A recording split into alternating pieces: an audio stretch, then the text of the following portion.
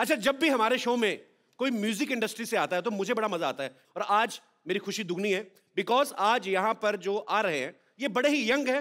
छोटी उम्र में इन्होंने म्यूजिक फील्ड में बड़ा अच्छा नाम बना लिया है। आप सबकी जोरदार तालियों के बीच इनवाइट करना चाहूंगा म्यूजिक डायरेक्टर एंड सिंगर अमाल मलिक और अरमान मलिक।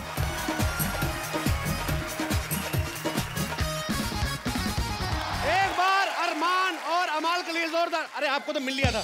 अरे हाउ आर यू यार, ये इतनी छोटी उम्र में इतने मैं मुझे लगा पहले मैं 2 बार मिल चुका हूँ। एक तो दोनों सगे भाई हैं, पता नहीं चलता है। आ जाओ। अच्छा, सबसे पहले तो मुझे तो पता है, पहले हमारे दर्शकों को क्लियर करो कि अरमान कौन है, अमाल कौन है।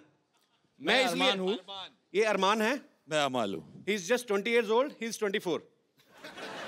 बहुत जल्दी थी इनको हिट होने की। मैंने ये बात इनसे इसलिए पूछी बिकॉज जब भी कोई जोड़ी हिट होती है ना तो बहुत सारे लोग कंफ्यूजन में रहते हैं। जैसे दिनेश बोल रहा था, कहता अब्बास मस्तान अपने बेटे को लॉन्च कर रहे हैं। मैंने कहा वो 2 अलग अलग लोग हैं।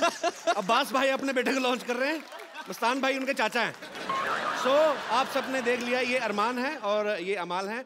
अरमान जो हैं बहुत अच्छे सिंगर हैं, ये भी बहुत अच्छे सिंगर है, पर इनका इंटरेस्ट ज्यादा म्यूजिक डायरेक्शन में है। सो आप दोनों का बहुत बहुत स्वागत है। प्लीज यहाँ पे विराजमान हो जाइए। मुझे एक बात बताओ, मुझे आप दोनों से पूछना है, आप मतलब स्कूल की पढ़ाई वगैरह पूरी की कि बीच में छोड़ के किताबें गिटार वगैरह पकड़ ली थी आपने? मैंने पढ़ाई पूरी कर ली, अरमान अभी मेरी बाकी है अभी भी। आप कौन सी क्लास में हो अभी? मैं फर्स्ट ईयर खत्म हो गई मेरी, सेकंड ईयर फिर भी अभी भी। तो कौन से सब्जेक्ट्स में कर रहे हो अरमान? मैं वो कॉमर्स कर रहा हूँ। ऑलरेडी तुम हिट हो चुके हो, इतनी मुश्किल पढ़ाई करने की क्या जरूरत है? तो कॉमर्स नहीं समझ में आती है। मम्मी ने फोर्स किया कि आपको ग्रेजुएट। कहाँ है आपकी मम्मी? वहाँ पे बैठी हुई। जो छुप रहे वो हमारी मॉम कम हमारी बहन ज्यादा लग रहे हैं। यार आपके घर में सब कुछ जल्दी जल्दी हो जाता है। कितनी छोटी मम्मी रखी हुई है आपने। How are you? अरमान की मम्मी कैसे हैं आप? तो how come you just 2 years older than your sons? तो ये आपकी ख्वाहिश थी कि अरमान कॉमर्स पढ़े? पढ़ाई करें, एजुकेशन इज वेरी थोड़ी इंपॉर्टेंट। छूट दे दो यार उसको। क्यों इतने डिफिकल्ट सब्जेक्ट पढ़ा रहे हो उसको? कॉमर्स बहुत इंटेलिजेंट है, 95% होल्डर है। अरे अरे अच्छा, भगवान भी जिसको देता है उसको सुर भी दे दिया, उसको इंटेलिजेंस भी दे दी। हमसे होता ही नहीं था कुछ एक्चुअली। हमें तो 10th के एग्जाम होते थे, इतनी टेंशन होती थी। अच्छा, जो पढ़ाई लिखाई वाले बच्चे होते हैं ना अरमान जैसे, इनको ये होता है, इनकी भूख उड़ जाती है, नींद उड़ जाती है कि अच्छे मार्क्स कैसे लाने। हमारी भी भूख उड़ जाती है, हमारी भी नींद हमें इसलिए उड़ जाती है कि जूते पड़ेंगे रिजल्ट के बाद, तो बचना कैसे है। एक्चुअली मम्मी टीचर है तो हम दोनों क्लेवर है, तो अच्छा, वो थोड़ा सा आ गया हमें। आपने तो मेरे ख्याल से अमाल 10th स्टैंडर्ड में आपने पोएम लिखनी शुरू कर दी थी। क्या किया था आपने? गाने लिखने शुरू कर देते? जो भी क्वेश्चन होता था, अगर मेरे को आंसर ज्यादा नहीं आता था तो 5 लाइन के बाद मैं गाना लिख देता था।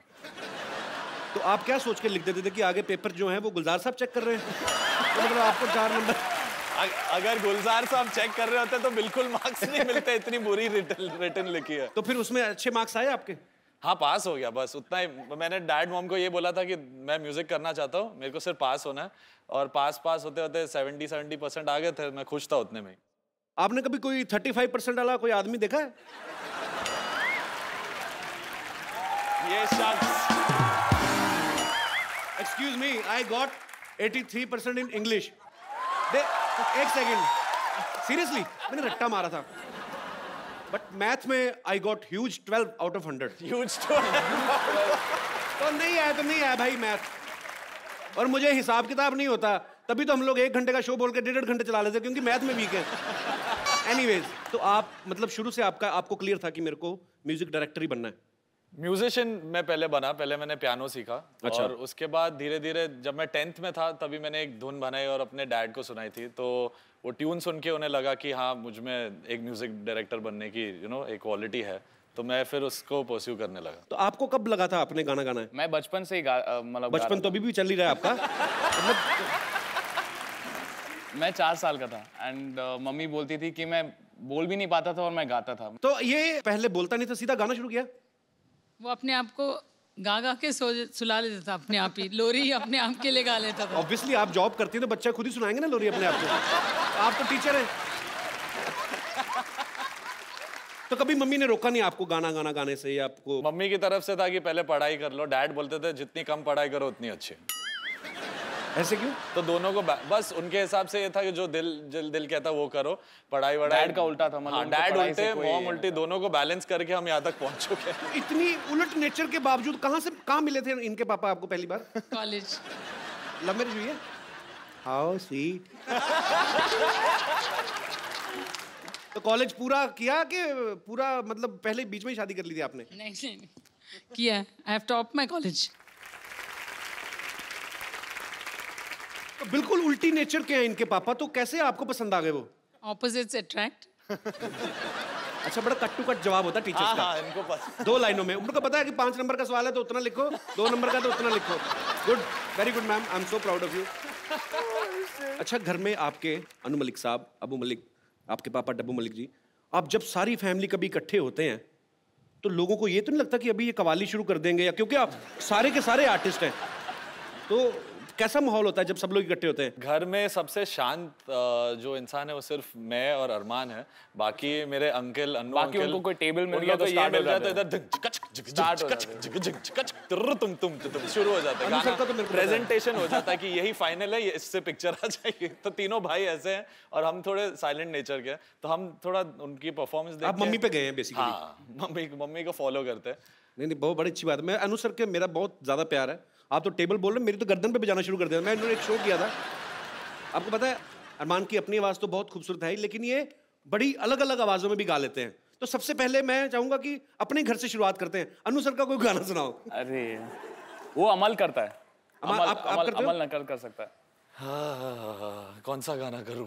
बहुत गाने गाए उन्होंने। Do me a favor, let's play होले, रंगों में है प्यार की बोले। मुझे लगता है उनकी जो वॉइस है बहुत ही यूनिक है, but he is a legend और आई थिंक ये family is because of him. अब बारी है अरमान की। अरमान बहुत सारे लोगों को कॉपी करते हैं। अरमान, जो आपका दिल करता है। मेरे एक फेवरेट सिंगर है एंड वो है king Mika Singh. Please please. वो जब भी कुछ गाते हैं तो उसके पहले उनका एक ट्रेडमार्क रहता है,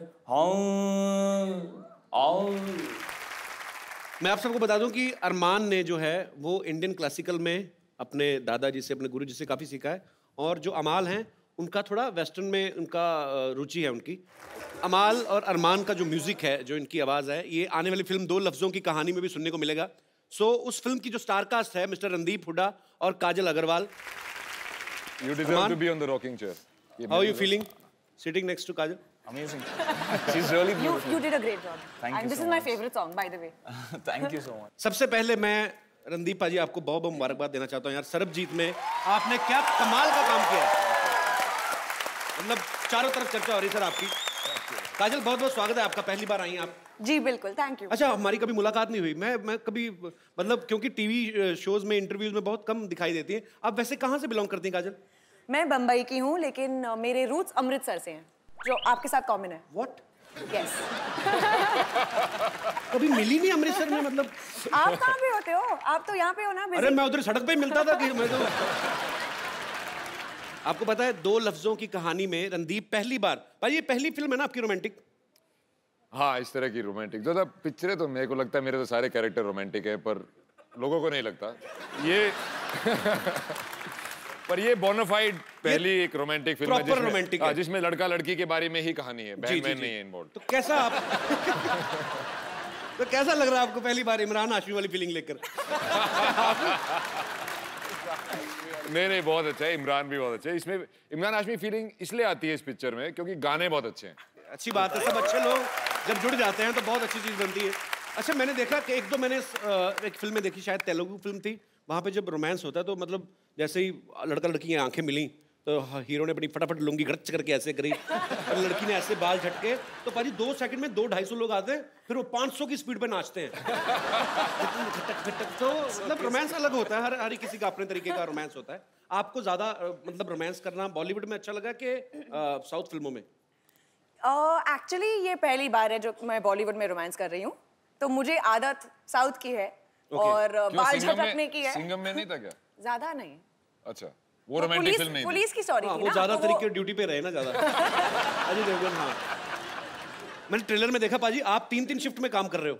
हाँ, फिल्म में तो कर ही रहे हैं, रियल लाइफ में भी कर रहे हैं। थोड़े दिन पहले सरबजीत के लिए आए थे, आज इसके लिए, उसके बाद सुल्तान भी आ रही है, उसमें आप बहुत अच्छा किरदार निभा रहे हैं पाजी, मतलब कमाल है। ये तो अच्छी बात है। चलिए काजल अग्रवाल, काजल तो नाम बड़ा खूबसूरत है, अग्रवाल बड़ा खूबसूरत है, पर अग्रवाल सरनेम की कोई आज तक हीरोइन हुई नहीं इंडस्ट्री में। काजल पहली है। नहीं तो मेरी क्लास में 2 लड़कियां थी, दोनों के पापा की स्वीट शॉप थी।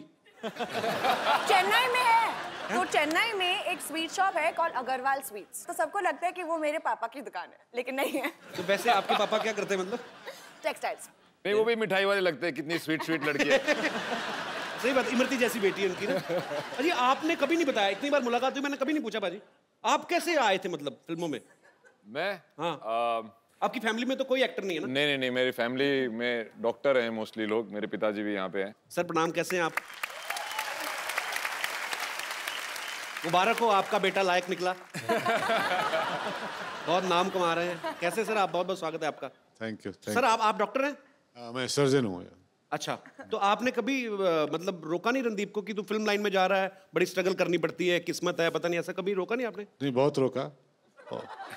अच्छा। और बोला भी कि वहाँ कुछ होने वाला नहीं है। लेकिन आज इसकी वजह से मैं आपके शो में आया, मुझे बहुत अच्छा लगा। How sweet, thank you sir, welcome welcome. नहीं तो अक्सर देखा जाता है कि जो डॉक्टर होते हैं उनके बच्चे डॉक्टर ही बनते हैं, पुलिस वाले जो होते हैं उनके बच्चे कभी कभी कॉमेडियन बन जाते हैं, बट इन्होंने मुझे बोला था, मैं बोला मैं एक्टर बनना चाहता हूँ। तो पहले तो मैंने इनको ऑस्ट्रेलिया से फ़ोन किया था कि जी यहाँ पे परफॉर्मिंग आर्ट्स का डिपार्टमेंट है मेरे कॉलेज में, क्योंकि मैं पहले साल में फेल हो गया था। तो मेरे को लगा यार कि अब घर वालों को बताऊंगा फेल हो गया, ये हो गया, इससे अच्छा कि कोर्स ही चेंज कर लेते हैं। अच्छा। तो मैं इनको फ़ोन किया कि मैं परफॉर्मिंग आर्ट्स में जाना चाहता हूँ। तो इन्होंने बोला परफॉर्मिंग आर्ट्स क्या होता है? हाँ, नई नई चीज़ें आती हैं। तो मैं बोला वही एक्टिंग वगैरह वगैरह। तो थोड़ी देर फ़ोन पे चुप्पी रही, फिर बोले भाई भांड बनना है तो घर ही आ जाए, एटलीस्ट हमारे साथ तो रहेगा।